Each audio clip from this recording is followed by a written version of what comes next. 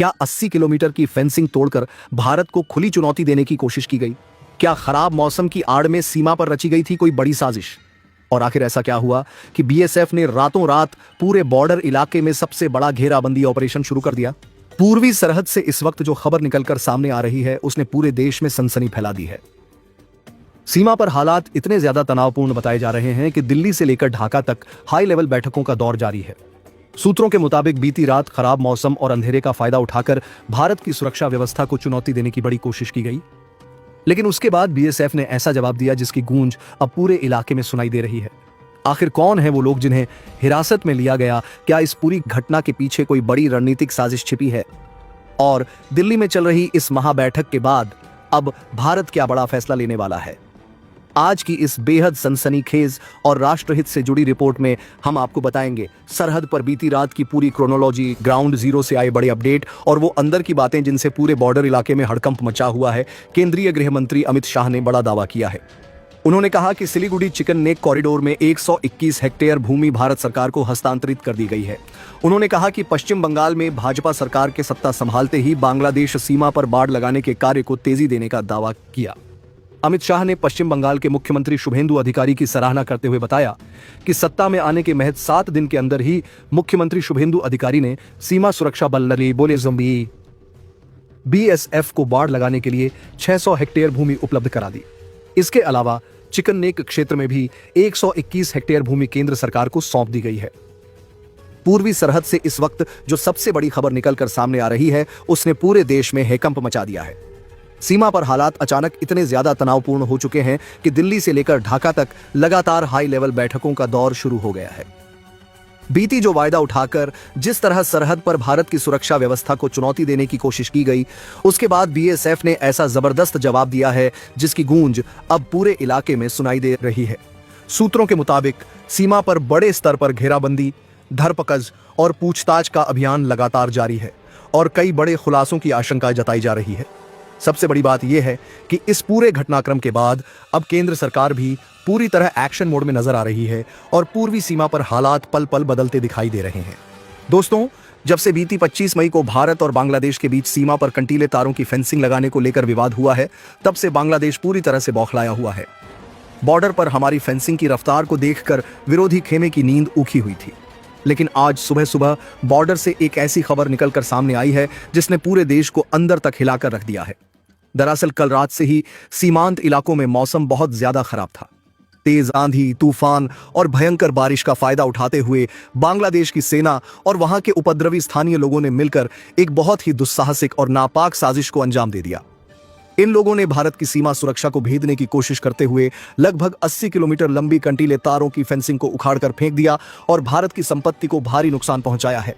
दुश्मनों को लगा था कि खराब मौसम के अंधेरे में वे इस हरकत को अंजाम देकर साफ बच निकलेंगे, लेकिन वो भूल गए कि सरहद पर तैनात हमारे जांबाज जवान कभी सोते नहीं हैं।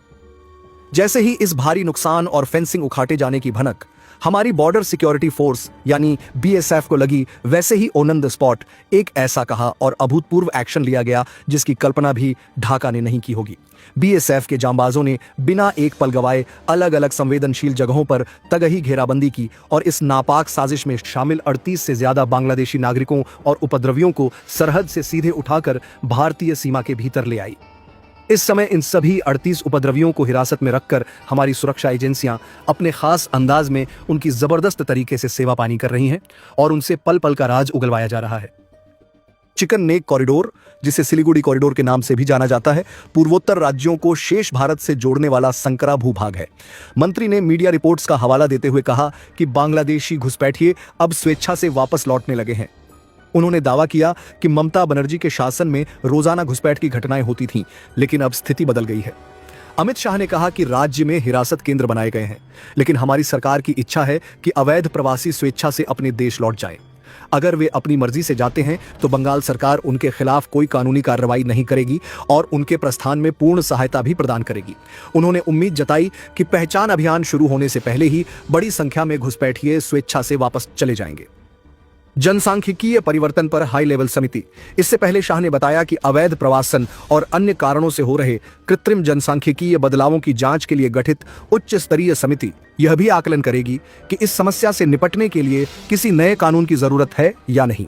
उच्चतम न्यायालय के सेवानिवृत्त न्यायाधीश न्यायमूर्ति प्रकाश प्रभाकर नावलेकर की अध्यक्षता वाली यह समिति 1 वर्ष के अंदर अपनी रिपोर्ट सौंपेगी।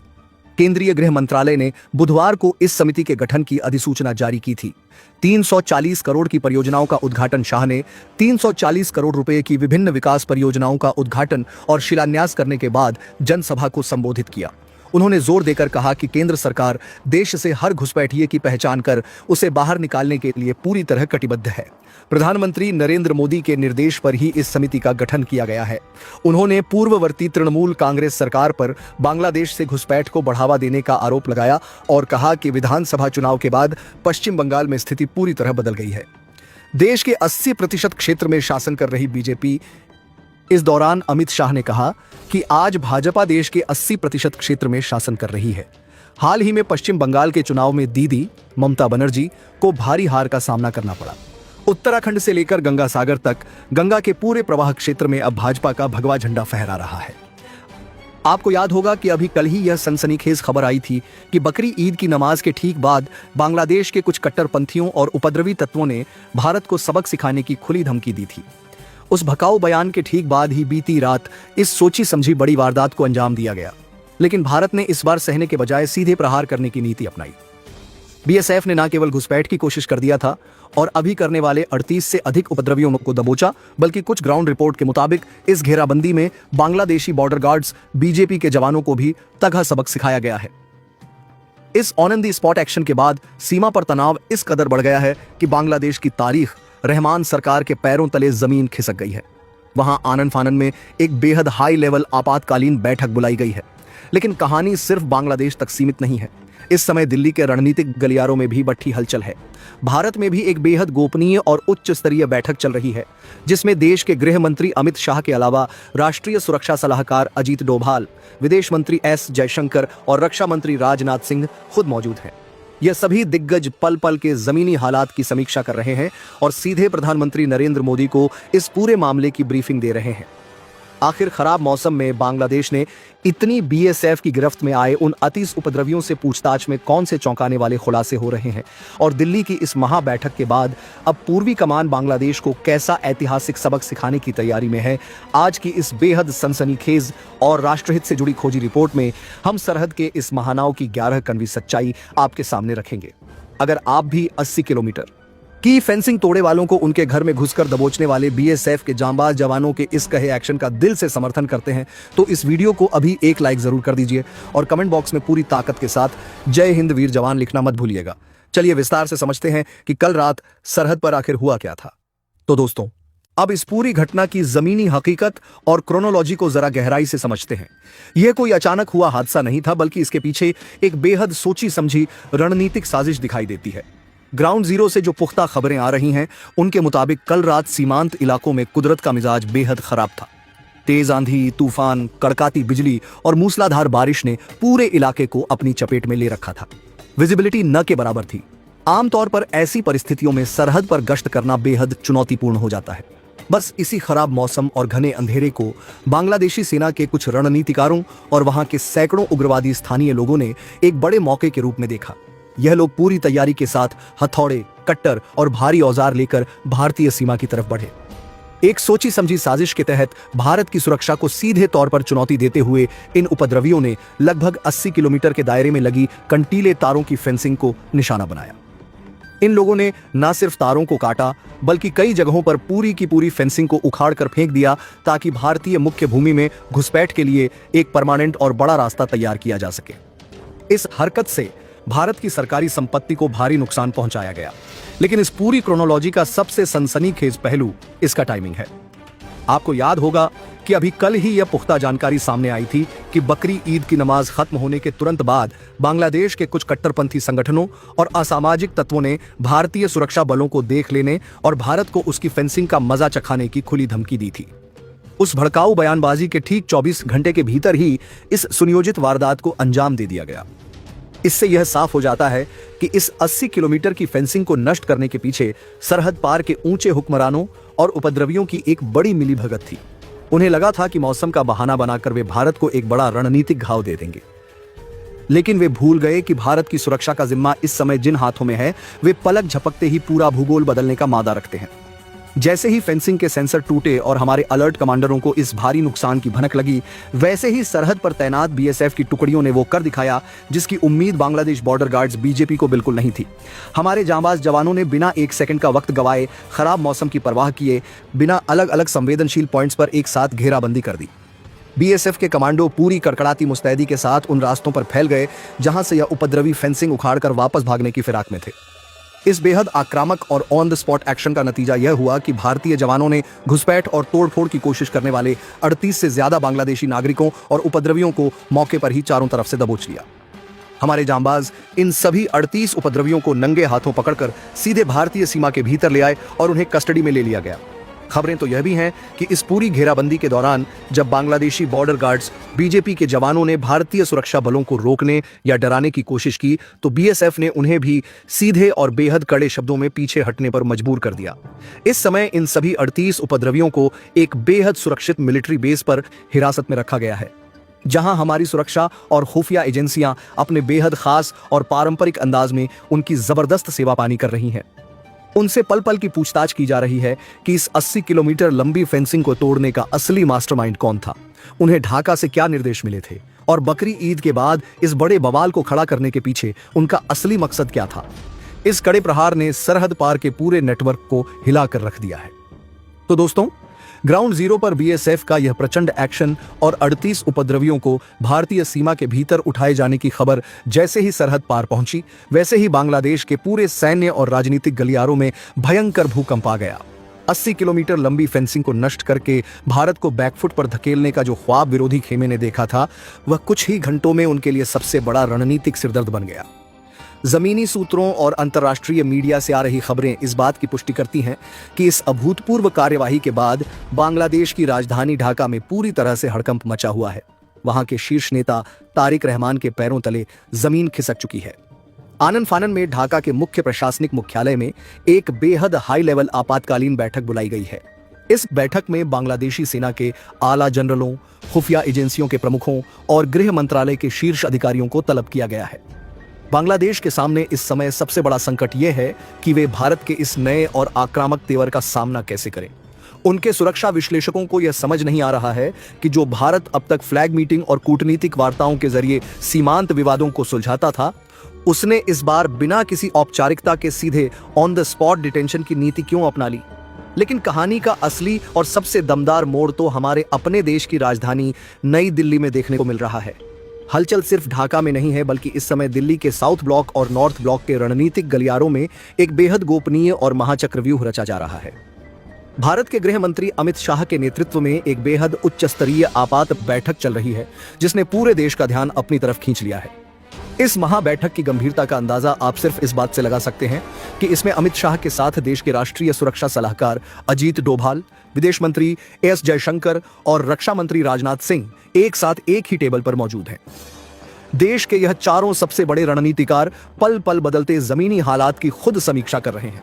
इस बैठक में इंटेलिजेंस ब्यूरो, एनआईए और रिसर्च एंड एनालिसिस विंग यानी रॉ के प्रमुखों से मिली लाइव इनपुट्स को खंगाला जा रहा है। अजीत डोभाल सरहद की सुरक्षा व्यवस्था और बीएसएफ की अगली रणनीतिक पोजीशनिंग का खाका तैयार कर रहे हैं, तो वहीं विदेश मंत्री एस जयशंकर इस पूरे मामले पर अंतर्राष्ट्रीय स्तर पर उठाए जाने वाले कूटनीतिक कदमों की रूपरेखा तय कर रहे हैं, ताकि बांग्लादेश या उसका कोई मददगार देश अंतर्राष्ट्रीय मंच पर भारत को घेरने की जरूरत न कर सके। रक्षा मंत्री राजनाथ सिंह ने पूर्वी कमान की भारतीय सेना को भी पूरी तरह से हाई अलर्ट पर रहने के निर्देश दे दिए हैं, ताकि अगर स्थिति थोड़ी भी बिगड़ती है तो सेना बीएसएफ को तुरंत बैकअप दे सके। सबसे बड़ी बात यह है कि यह पूरी कोर टीम मिलकर सीधे प्रधानमंत्री नरेंद्र मोदी को पल पल की ब्रीफिंग दे रही है। पीएम मोदी खुद इस पूरे घटनाक्रम पर अपनी पैनी नजर बनाए हुए हैं और दिल्ली से साफ संदेश दे दिया गया है कि भारत अब किसी भी तरह के रक्षात्मक रुख में नहीं रहेगा।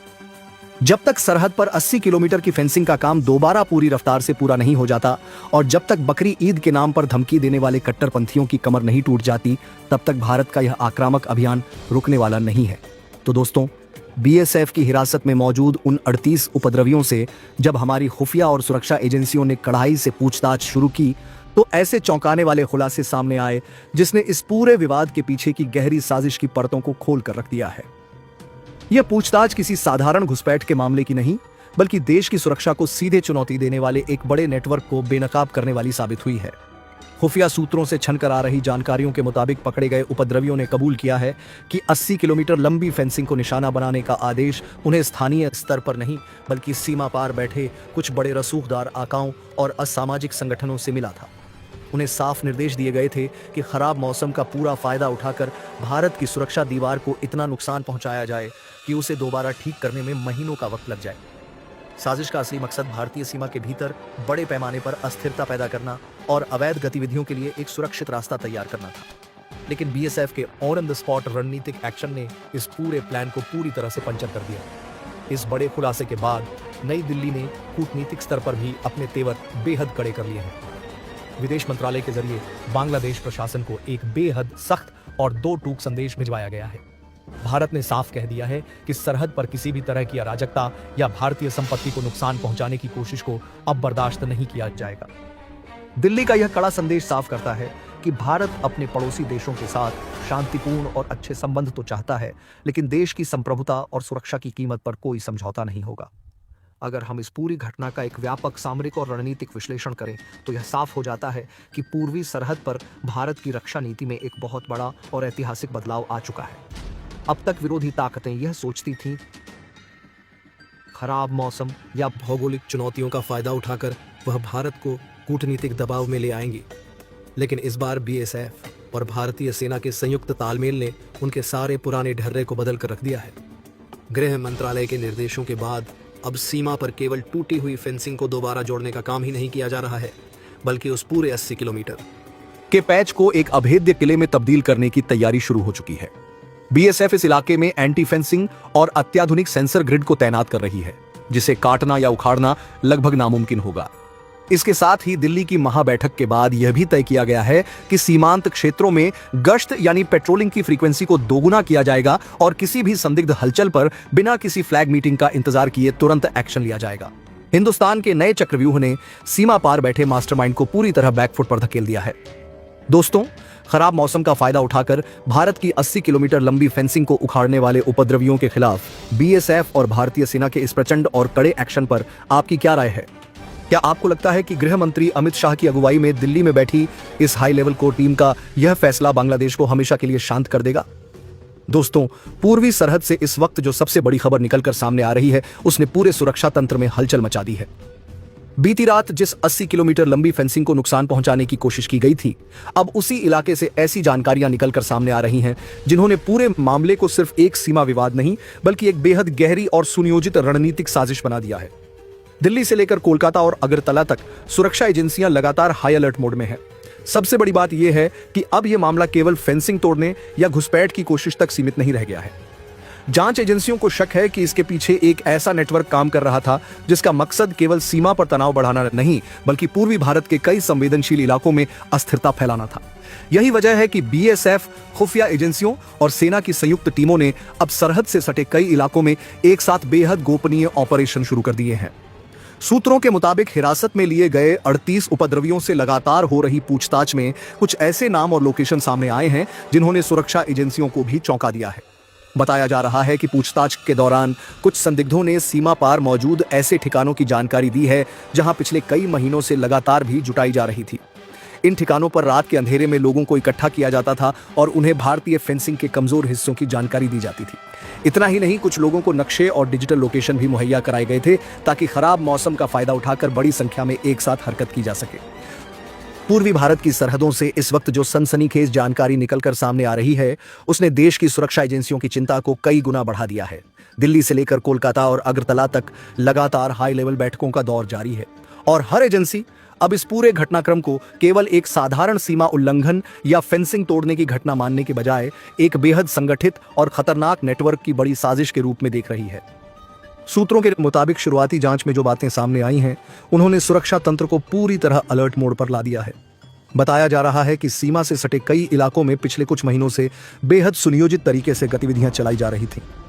रात के अंधेरे में कुछ चुनिंदा स्थानों पर लोगों को इकट्ठा किया जाता था। उन्हें सीमावर्ती इलाकों की संवेदनशील जानकारी दी जाती थी और भारतीय सुरक्षा व्यवस्था के उन हिस्सों पर फोकस कराया जाता था जिन्हें खराब मौसम या तकनीकी कारणों से कमजोर माना जाता है। जांच एजेंसियों का मानना है कि यह सब अचानक नहीं हुआ, बल्कि इसके पीछे लंबी तैयारी और एक गहरी रणनीति काम कर रही थी। यही वजह है कि बीएसएफ, खुफिया एजेंसियों और सेना की संयुक्त टीमों ने अब सरहद से सटे कई इलाकों में एक साथ बेहद गोपनीय ऑपरेशन शुरू कर दिए हैं। कई संवेदनशील जगहों पर रात भर तलाशी अभियान चलाया गया है और सीमा के आसपास संदिग्ध गतिविधियों पर नजर रखने के लिए अतिरिक्त निगरानी उपकरण भी लगाए गए हैं। सूत्रों का दावा है कि हिरासत में लिए गए 38 संदिग्धों से लगातार पूछताछ की जा रही है और इस पूछताछ में कुछ ऐसे नाम और लोकेशन सामने आए हैं जिन्होंने जांच एजेंसियों को भी चौंका दिया है। बताया जा रहा है कि कुछ संदिग्धों ने ऐसे ठिकानों की जानकारी दी है जहां पिछले कई महीनों से लगातार लोगों की आवाजाही बढ़ रही थी।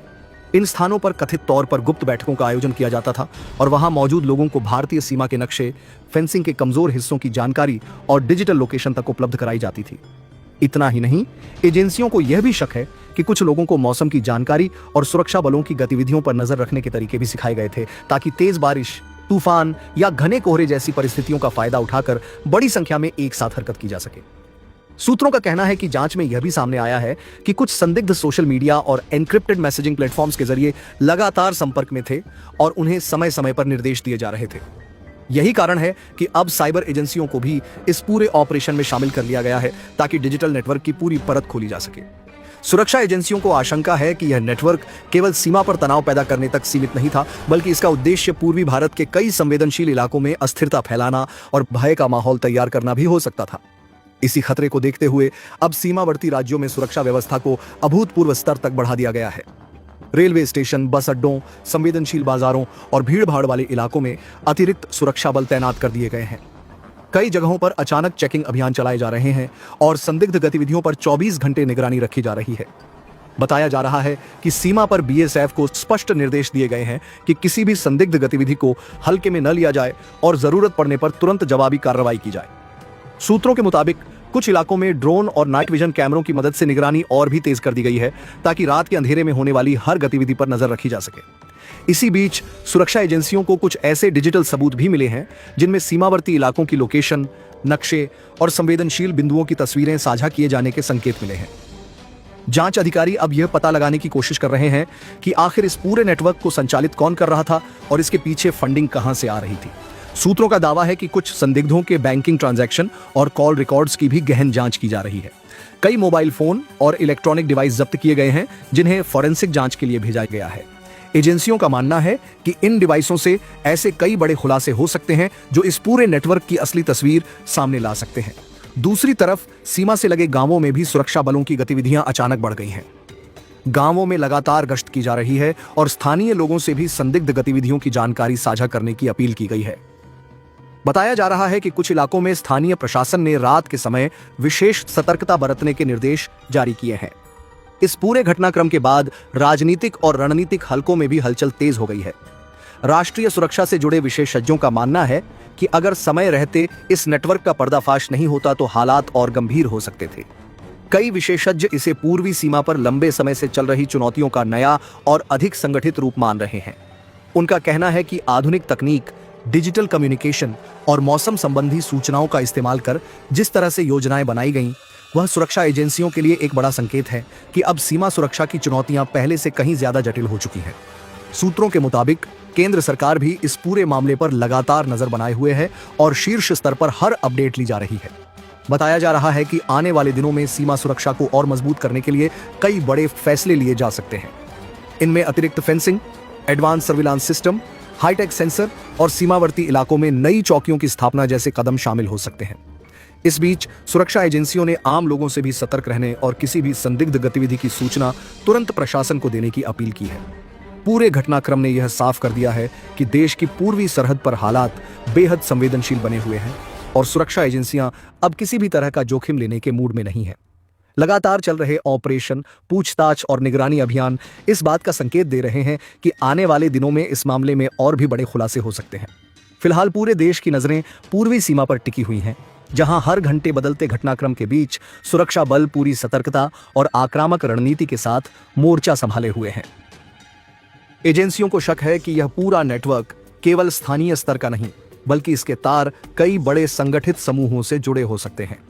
इसी वजह से अब जांच का दायरा तेजी से बढ़ाया जा रहा है और दिल्ली से विशेष तकनीकी टीमें भी पूर्वी सीमा पर भेज दी गई हैं। उधर सोशल मीडिया और स्थानीय नेटवर्क्स पर भी इस पूरे मामले को लेकर भारी हलचल देखी जा रही है। कई वीडियो और तस्वीरें तेजी से वायरल हो रही हैं, जिनमें सीमा के पास भारी सुरक्षा तैनाती और लगातार गश्त दिखाई दे रही है। हालांकि सुरक्षा एजेंसियां अफवाहों पर ध्यान न देने की अपील कर रही हैं, लेकिन इतना जरूर साफ हो चुका है कि पूर्वी सीमा पर हालात सामान्य